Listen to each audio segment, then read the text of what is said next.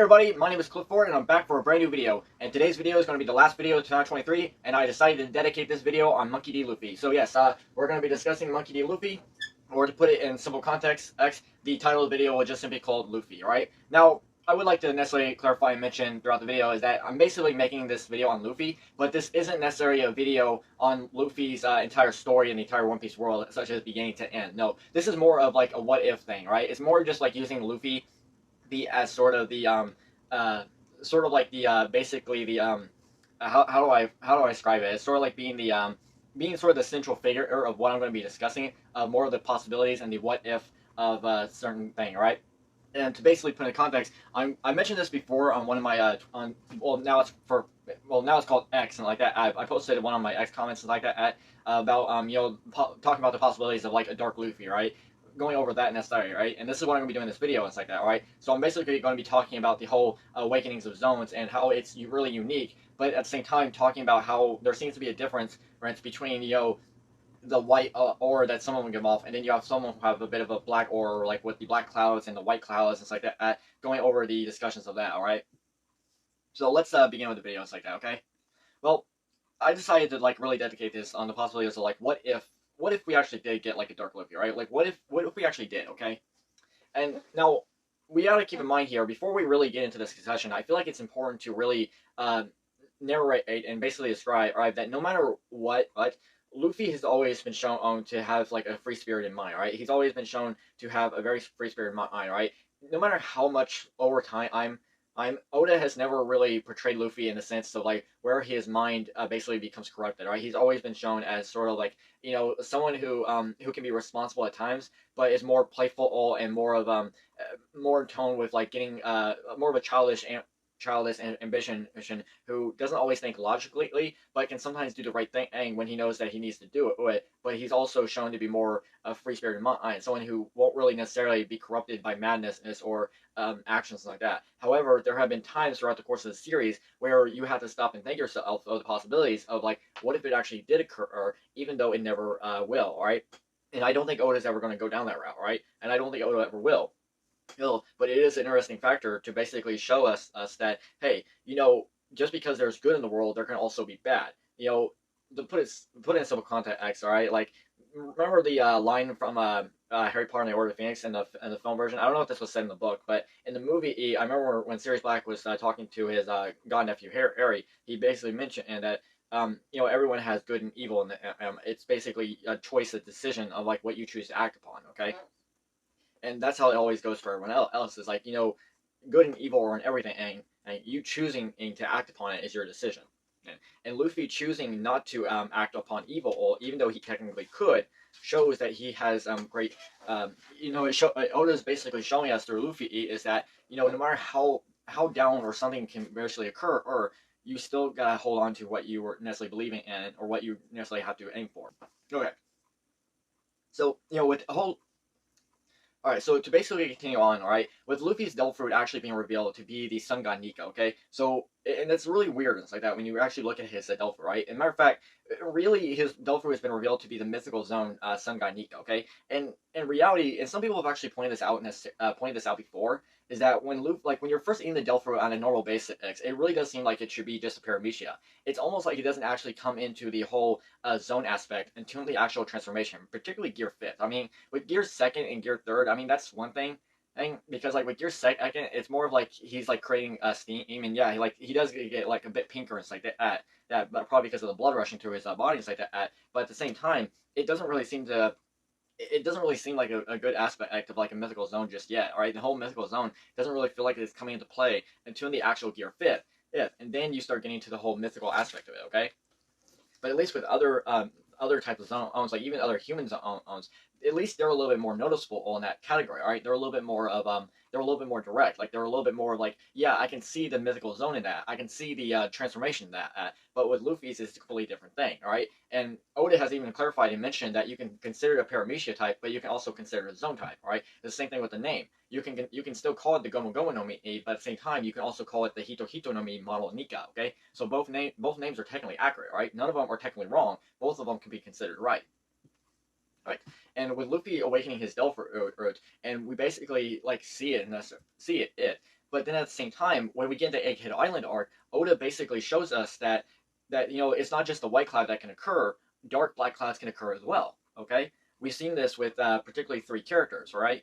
So I think it's only three so far, right? I think Kaido has one too, but I don't know if that's technically like that might actually be part of the dragon thing and not part of the actual transformation itself. Okay, so we've seen Rob Lucci, Kaku, and we also seen Saturn. Okay, um, who have like these black clouds surrounding us like that. Okay, now the interesting thing here is that with Lucci and Kaku, they're not mythical zone type Delphoids, right? They're carnivorous zone Delphoids. Okay, which is actually very peculiar and very interesting things like that because like when we first get this with Luffy, we assume our eyes and think that okay, well these clouds can only be given to the mythical zones, right? Characters like Yamato has one too, and she's a mythical zone. However, it's never been officially confirmed 100% that Yamato is awakened, right? She has this in both her hybrid form and in the full form, okay? But we never actually got a confirmation that Yamato is awakened. So that completely throws it out of the line. It's like, okay, well, do the clouds actually have anything to do with being awakened? Okay? Now, originally, when the whole idea of awakened Delphos basically came into play, was during the Impel Down arc, right? When Luffy was basically escaping Impel Down at the time, trying to find Ace. We basically got the Crocodile mentioned that those zones in the basically in the Impel Down prison and were awakened. However, they're completely different in how they are being portrayed now, right? Back then, they were basically described as sort of like humanoid giant animals that completely lose control of themselves, right? Pretty much just like how Chopper did, okay? Now, it could be possible that maybe when Oda was first doing it, that was his first idea, but then he probably thought it wasn't perfect enough, and he decided to change that. But at the same time, it's still questionable. All to even, it's still like a questionable thing of like, so does that mean that every zone owned is a mythical zone, or does it necessarily mean that or could it be the possibility that some carnivore zones or even ancient zones they can basically summarize and basically look like a mythical zone, but they're not mythical zones. Okay, so to take it simple, like one thing that mythical zones particularly have is that they have a natural ability, such as like controlling like fire or turning things into rubber like Luffy or basically turning their body into gold. Well, actually, no, that's yeah, like turning their body into gold. But with the but with the regular ones, it's more like okay, so do all they get is basically the cloud around their body? Like yeah, they'll get like super strength and super speed, like their in physical bodies enhancements are increased, right? That's not saying that their physical capabilities are not increased. Like say for instance, like take for instance, right? Cheetahs are said to run up to like 80 or 90 miles per hour, and say with like on general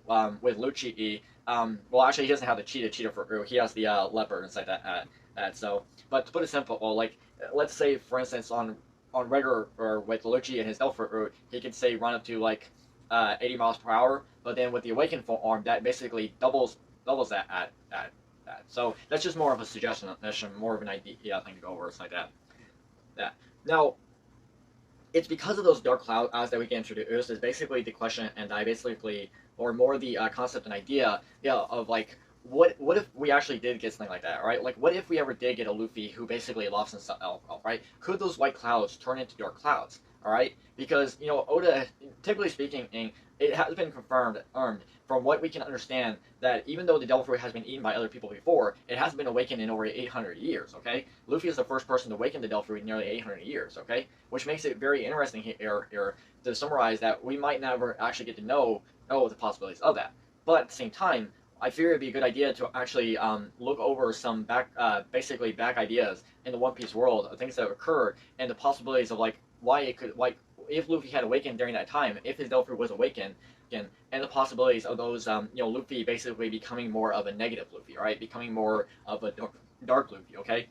And I think it would be I think it's more of like a question to ask us is like what could actually happen if the sun went out, all right? We have the concept of like the dark side of the moon. Well, imagine the concept of the idea of like the dark side of the sun. Or I guess one could summarize that probably the darkest part of the sun is if the sun ever went out.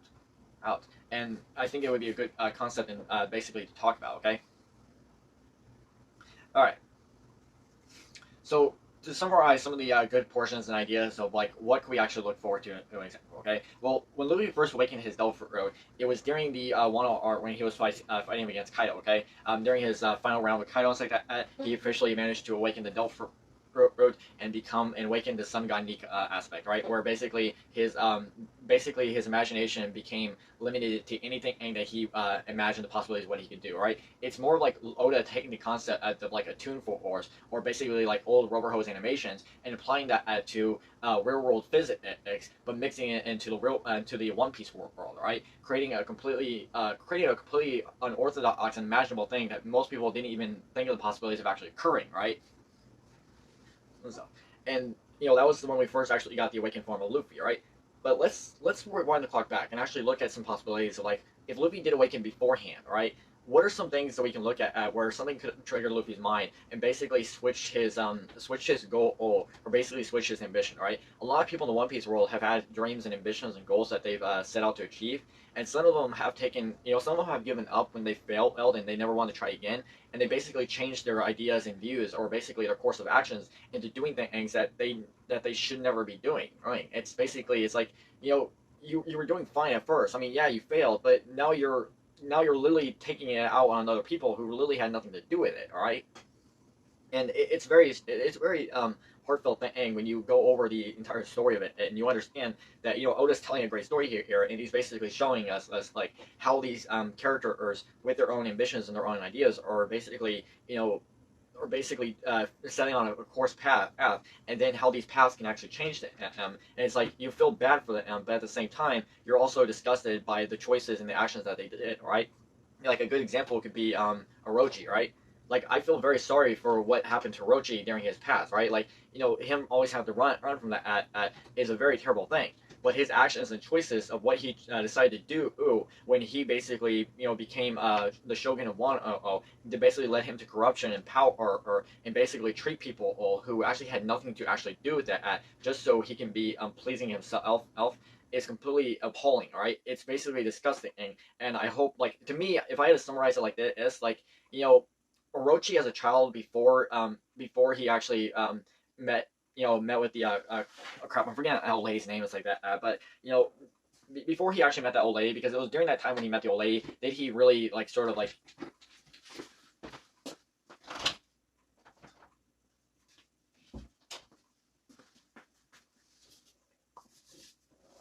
All right, so continuing like that. So as you know, with the old lady, I'm forgetting her name. I can't remember her name, but basically the one who had the original clone clover. Okay, but yeah, at the same time, if I'm having to clarify, Orochi being an adult now, like the current Orochi that we have now. Well, right now he's currently dead.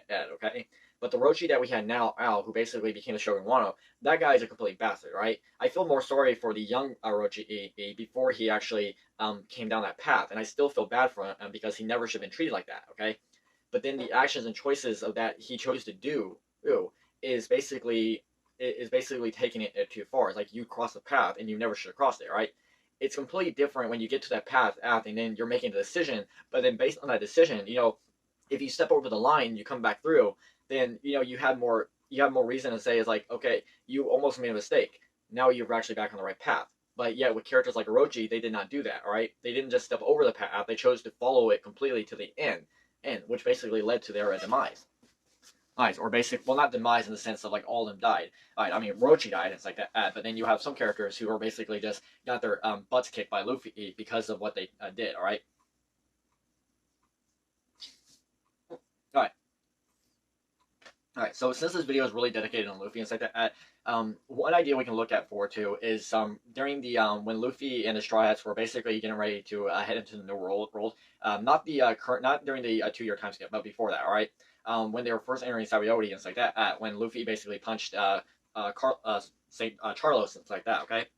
Yeah, the Straw Hats were basically trying to escape, but unfortunately they ran into the Admiral Kizaru. But at the same time, when Luffy and his friends, Luffy and the gang end up running into Kuma again. Now Luffy was basically, well, technically Luffy was unconscious during Thriller Bark. Okay, Luffy was unconscious during Thriller Bark. Okay, so he didn't actually get any interactions with Kuma just yet. Okay, but when Kuma first came to Air, he basically sent all the Straw Hats away.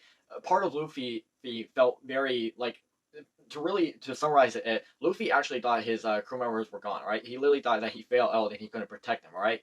Now, if Luffy had awakened his Delphi at the time, and if Luffy, and it's a possibility of like Luffy if his friends actually did die, right? If they actually did die that time and say that, and they did not actually make it, okay? Okay, and we have to keep in mind here that this is more of like going over or for the possibilities of like why we have summarized it. Just because like Luffy, who is good, is shown that using the powers of Nika's can be good. Imagine what could happen, or the possibilities is someone who is not good, someone who is not like Luffy, gets the Devil Fruit and does waken it, and imagine how the corruption can be. Okay, okay, or what they could actually do with it is more of the question we have to ask ourselves. Okay.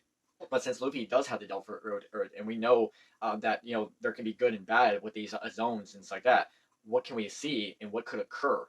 Or, so to summarize, that could be one possibility. It is like if Luffy's friends actually did die that day, right? If Kuma was truly on the side of the world government, okay. Now we have to keep in mind here that in the current phase of the story, if you haven't caught up with the, I won't go into full details in a second, but if you haven't really caught up with the whole Kuma's flashback act, I won't go into full details. I'll just mention that I'll basically mention that if anyone out there is familiar with who's been reading on One Piece in the current time and read and has been paying attention to Kuma's flashback, you would understand that is you would understand that Kuma will never be on the world government's side, all right? Even if he's making a choice or decision, he's never going to be on their side, all right?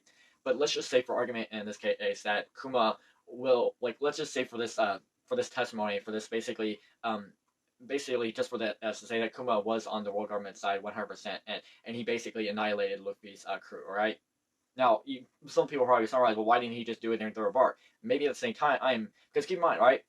Zoro was basically making a guarantee promise that he's willing to trust his captain on this, right? And he's basically saying, I will take all Luffy's pain, okay?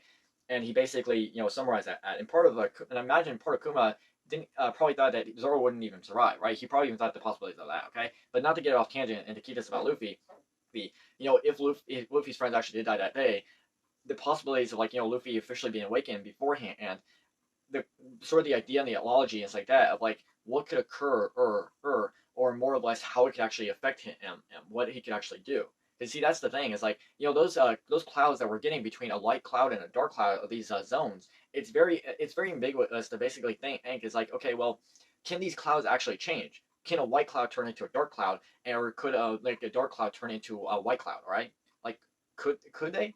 And we never actually seen that yet. Okay, because for the characters that are being represented by these colors of clouds, Oda has shown that these characters are characters who are good, who are basically doing what they believe, doing the right thing, compared to those who are doing sinful acts that shouldn't be done or terrible things. Like whether or not you're choosing to follow a person who basically believes in their ambitions and goals, compared to someone who just wants to who just wants to protect people, who wants to basically set people free, who wants to basically protect them, right, rather than enslave them, okay, and stuff.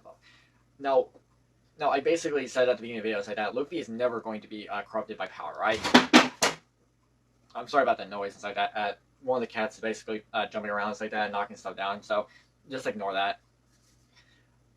But then, Luffy with the whole idea is like his Delph awakening and like that, and basically allowing himself to turn things into rubber. Or you probably have to think is like, he turned it like in my imagination, or like how I basically describe it, with Luffy awakening on the normal aspect of him being like, the sun god Nika and like that, how he is now, it's more of like a funhouse to him. But then with the whole concept of like, the whole concept of like a dark energy coming around him, it probably turned more of a funhouse into a madhouse, right? But with more of like, yeah, it's really a good way to phrase and describe it. With like Luffy being currently who he is now, it's more of a funhouse. But then when you get the whole aspect of like a dark possibility and like that, it turns into a madhouse. Which would be very nightmare for people and like that, especially when Nika is supposed to be viewed as a warrior liberation, and it would really summarize like how terrifying it would be if a warrior liberation truly became something that you never would want them to be, right? And it completely breaks the image and completely destroys the inspiration between these characters, right? Which is basically, I'm glad that Oda's choosing not to have Luffy ever go down that route, right? Like he is giving us moments where Luffy does feel feels lost, right? Where moments where Luffy feels like he might give up, but at the same time, Luffy's shown that no matter what happens, he never lets that smile leave, right? He never loses that smile, like that perfect grin, okay? Now, the idea of like Luffy losing his friends during Sabaody, that's one thing to look at. Another good aspect we can look at, and probably one of the biggest reasons, is when Luffy lost Ace during the Marineford arc. Okay, when Luffy witnessed Ace dying in front of him, it completely shattered him to the point where Luffy was completely lost. Right, and Luffy didn't really come to his senses, is where into him Jinbei basically had to knock some sense into him and basically remind him that just because you lost something now, you must always remember, or that you still have something in waiting for you, right? I mean, that's not exactly what he said in context, but I'm just trying to basically describe it as best I can. And with that, Luffy is reminding himself that I might not have Ace anymore, but I still have my friends, all right? I still have people who care about, right? And it's not just like Luffy's crewmates as well, right? It's even his home town and village, right? Makina, the Don, on, everyone in the village and like that knows Luffy is a good person, and they basically want Luffy to achieve his dream, and they want him to basically do the best he can, and they don't want him to give up, right? They're basically believing in him and hoping that he can actually return, even feel bad for what actually occurred, right? But if Luffy was awakened during that moment, it's like that, and if Ace did die, the amount of frustration of like what could actually like the possibilities of like Luffy going from the funhouse into a madhouse, and the amount of fear that it could cause, right? The possibilities like could be endless of like with Luffy be basically doing anything he wants, but then taking that to a whole new level and just doing anything that you want all right, and it's really hard to phrase that in a different way, right? When you're basically saying the same thing, but it's I don't know how else to explain it even better than that. It's like that, but overall, it's a very good way that Oda is basically telling us that with certain characters, some of them they are good and bad, and yet you're choosing to act upon something, right? The characters who are shown with these white lights, like these white clouds, compared to the ones with more like the black and dark clouds. It's the characters who are basically choosing to act upon their own decisions. But then at the same time, the fact that Oda has shown us that these characters have made actions or causes and then these actions or causes have led them to doing things that they shouldn't have done, right?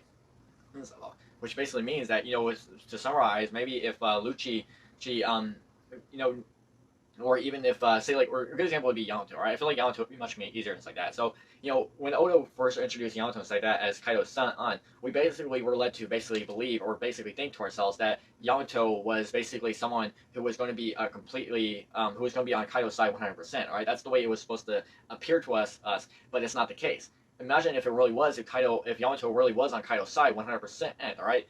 Those whole ideas of like this guardian deity Wano, being basically controlled or possessed by someone on one who basically takes the inspiration of a guardian and turns it into something completely different. Right? And it really does lead to possibilities of like maybe that's something that the world government wants. Like some people summarize and basically give us that Emu already has a Delphi root, but then it leads to possibilities of like what would you actually do with the Delphi necessarily? Right? You want this Delphi, but even if you hide it and you erase the ideas and Nikas throughout the world, what does that actually do for you, right? Like I would summarize like if I could like take the ability of like Nika, it's like that, and if I was someone like Emu or someone on the world government side, I would imagine the possibilities of like turning it into something corrupted, like putting fear throughout people, and basically destroying the story itself completely by turning it into something else. And with Oda, with Oda, he chose the right character for the job. He chose Luffy as the right character to basically give us a character who understands what this Delphi is, right? No, not technically understand as in like he understands but more of like understands as in they're the right person for this Delphi, right? They're the kind of person who can actually bring it out the way it should be.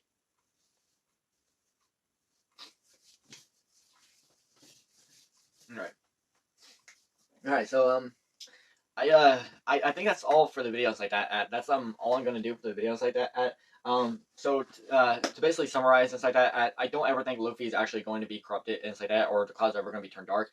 But I do sort of ask and wonder and stuff like that. It's like, what if someone actually did? Like what if it actually did occur, or with maybe someone else, right? Like, what if they could actually be corrupted, right? Maybe we might actually get that with Well, I probably don't want to say anything now because I don't want to spoil in case someone's basically not caught up in the current events of the manga. But if you are with a certain character who has been shown to basically do the possibilities of like what if on having Nika's abilities or Nika's powers and stuff like that we might have to basically summarize the possibilities of like what if something could happen there. Okay, I won't go into full details because I don't want to spoil anything in case you're not caught up to it and stuff like that. Okay. But overall, that's basically the context of the videos like that. I think for my next video, I still want to talk more of like the possibilities of like the whole idea of like a mythical zone own glass deity and stuff like that. With Luffy's the Hito Hito no Mimao Nika, the body turns to rubber. I still keep wanting to talk about the whole idea of like a glass like a mythical zone Delpher that turns the user's body into a glass Delpher, right? The possibilities of that. I still feel like I want to talk about that even more, even though I made a lot of videos on it to the point where people are probably like, oh, enough already. Okay, we heard you the first time. I get it. Okay, I'm just sort of a sucker to just like keep on. And I've been using Nami as the inspiration for that. Okay, but overall, I've had a throughout this year, it's like that. I've tried to do my best with these videos like that, and I'm still going to continue on. So thank you so much for joining me throughout this entire year, 2023, and I hope to continue with 2024 and like that. If you did enjoy the video and you like anything I had to offer, anything I suggested, or anything I was talking about, please let me know in the comment section below. Feel free to like and subscribe, alright, if you did enjoy the video and like that. Share it if you feel like it needs to be shared. And I think for my next video, I'm going to, I think I'll talk about carrot. Alright, it's been a while since I made a carrot video, and I feel like with the whole 2023 being the year of the rabbit, and we never really got anything to do with carrot in 2023, which is understandable. Okay, I mean, Oda was very busy inside this year with the whole One Piece live action and a lot of the basically tours and the visits that he did. He probably didn't have enough time to actually do something.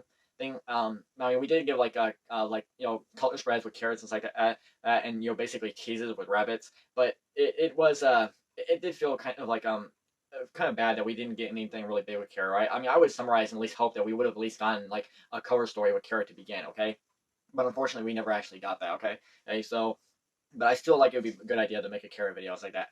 All right, so thank you so much for joining me. Yes, well, that's it. So thank you. You all have a good day. Bye now.